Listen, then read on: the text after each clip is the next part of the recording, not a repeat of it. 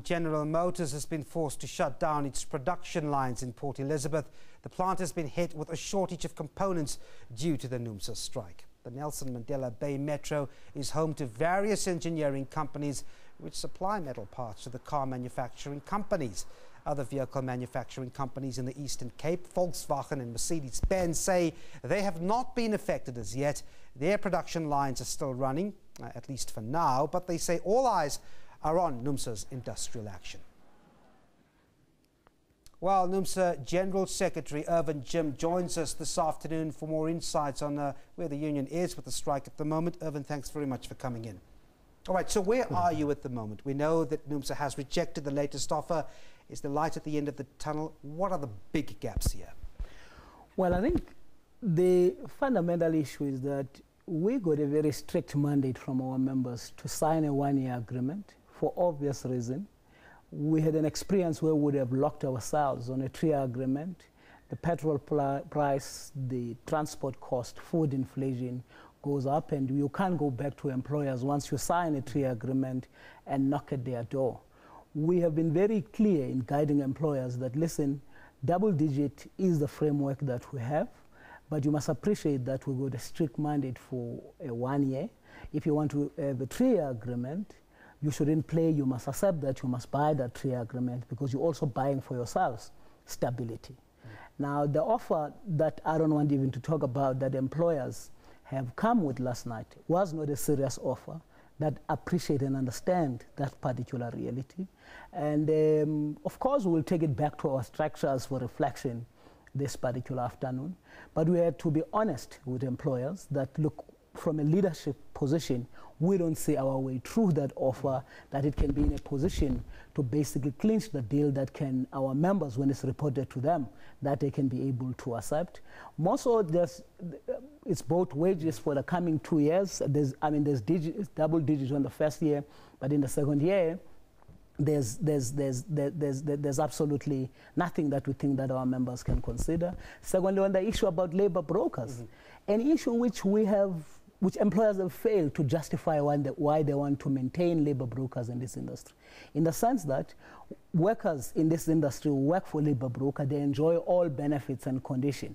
And we're saying to them, look, your insistence to retain labor broker is in the light of this condition that workers are enjoying the same benefit has become academic. However, it is a fundamental issue to us because our members who work for labor brokers... Will the issue of labor brokers make the offer from the employers a serious one, as you say? Is that the only... I think both the issue of labor brokers and the youth wage subsidy tax incentive scheme is a fundamental issue for us because our members are being abused by labor brokers. They can't plan their life. There's no job security. They work here today. Tomorrow they are told, we no longer need you, when in fact they enjoy all the benefits like the rest of other employees. The question is, why do employers want to retain this when they pay the same benefits and conditions? Firstly, it is costly for them. Secondly, it is abusing our own members. And we are saying in both auto and tire sector, by agreement with employers, we didn't wait for government. We secured an agreement that we shall not use labor broker services, and therefore workers who are in the sector must be made permanent. We even said to employers, listen, if you want a commitment, you want to phase out because you are in this system, we can give you a year to phase out the labor broker system. We just heard a member from SABC now said that, you went to government, you wanted to get rid of labor brokers, you wanted to scrap the youth wage subsidy, you didn't get right on that front with government. You're now bringing that fight to the employees. There's a claim that you're being unfair there. No, I think... This is political.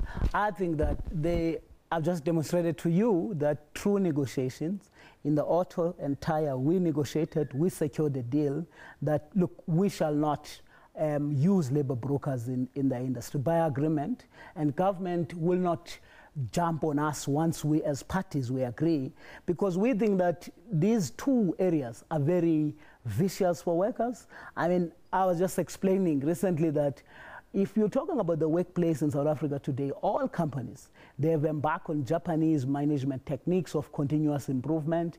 And before workers start working, to restructure the workplace, they get subjected to 5 minutes talk where they are asked one simple question: how can we help you to work easy and to work smart? And workers will release all secrets, and the company watch their movement as they work. They embark on the study of economics. They restructure the workplace, and on continuous basis, they increase volumes of production, but at the same time, they displace workers. In other words, what I'm simply telling you is that in the point of production, we're dealing with a competitive environment. If you are going to embark on a tax incentive scheme, which is structured that what employers will do, they will deduct pay as you earn from existing workers, and they use that pay as you earn, and they don't pay it over to SARS. They bring in workers, young workers who will work direct in production line, being paid between 2,000 and 6,000. Employers will use that to restructure the workplace to further displace existing workers. So this is but one ammunition that is in the hands of employers given by the state to continuously restructure the workplace and to destroy existing jobs. One person who works in South Africa was paid a living wage, support 4 to 5 extended families who don't have a plate of food. Let me move on to claims of intimidation and violence. You open up the newspapers this morning, there are pictures all over the place on social media, companies saying that Numsa members wearing T-shirts, vandalizing the property. They have pictures on this. Where does Numsa stand, Irvin, with this issue? It's getting out of hand. What's your take on it? Look, I think our stand is very simple. It's a stand that says, look, we went in a legal protected strike. And we have yesterday, since we have received these reports, convened a meeting. We have communicated very clear to our members, we've got another meeting this afternoon, that it is important for workers to appreciate that the union does not support any acts of intimidation, violence, damaging property. That's not a Numsa culture. A Numsa it has been perennial through the years, has it not, Irvin? We've seen this before. Well, look, I mean, first, I think it's important that I explain that the union position is that we are against violence. We shall never champion violence. In fact, if we are serious about solidarity, is about working together with our communities, because our workers work, they basically support the very same communities, and therefore what we should rely upon is progressive communities who know that when workers are on strike, they are basically furthering their very same aims. And however, our members, in our view, must protect their strike by making sure that they don't allow a situation, which is why we're calling on our strike committees to be vigilant, to that's one way to fight against the violence. To ensure that they take in charge of our programs, to demonstrate in support of our action. Thirdly, we're calling on our members to be extremely vigilant, not to allow any Tom, Dick and Harry to jump into Numsa T-shirt and get into our own protest action with who are agent provocateurs who will cause trouble, because if that succeeds, all our enemies, all our distractors are given free ammunition to undermine a just cause battle for workers to improve their livelihoods. Irvin, before I let you go, let's just take a few steps back and look at the manufacturing, the steel industry. We know over the years, fewer and fewer people are being employed. Now, a very basic question, with a wage demand that is seemingly high to some people, are we just not suffocating the jobs here? Are we not creating fewer jobs with such a high demand? I think the issue that must be said is that we have been in this industry for years. We don't believe that the demands that we're putting on the table are extravagant. We know very well that they are conservative, bask-up mentality attitude like Pap and Foos would champion, who basically is a union basher, who don't want to see any union. If they were to have their own way together with Market Foundation, they will ensure that all unions are basically, and their leaders are arrested, because they see the army of the unemployed. And for them, they think that all what this country needs is a sweatshop conditions where you actually employ people and pay them what you wish to pay for them. We think that such a route of slavery condition, slavery wage, is absolutely not sustainable for any economic development.